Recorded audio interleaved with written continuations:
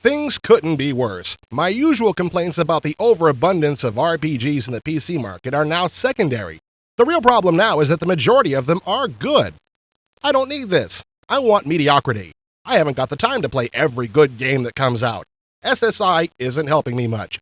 It's pretty much a foregone conclusion that their second Ravenloft game, Stone Prophet, will be a hit. Fans of the original will find a lot to like about the second Ravenloft.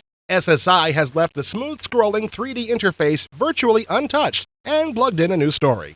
This time around, your party must solve the mystery of a power-hungry pharaoh whose evil soul remains alive after his death.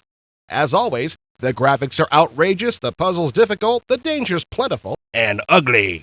We're talking ugly dangers. Here are some samples of the creature artwork sent to us by Jane Yeager, the game's art director. Like any sequel, Stone Prophet features new and more powerful monsters to challenge experienced players. Back to the game itself. While the 3D interface has been changed only slightly, the improvements are noticeable. A new spell management system replaces the old system, which handled real-time spellcasting awkwardly. Also carried over from the Menzoberranzan version of the interface is the ability to fly during combat.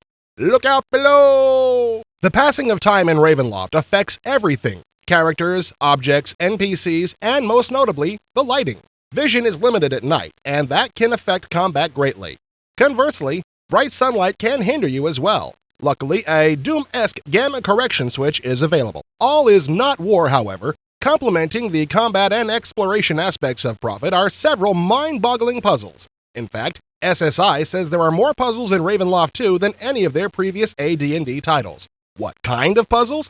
Well, we're not quite sure yet, but if you remember the Lava Stones puzzle from Dark Sun 2, you know that SSI likes to make them tough. An RPG is not complete unless it has an automap, and SSI knows this. Stone Prophet's automap features an on-screen legend and options for notating and printing.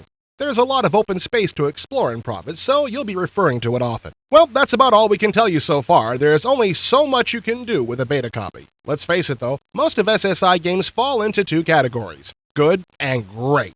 I'd be willing to bet that Stone Prophet will fit right in there somewhere.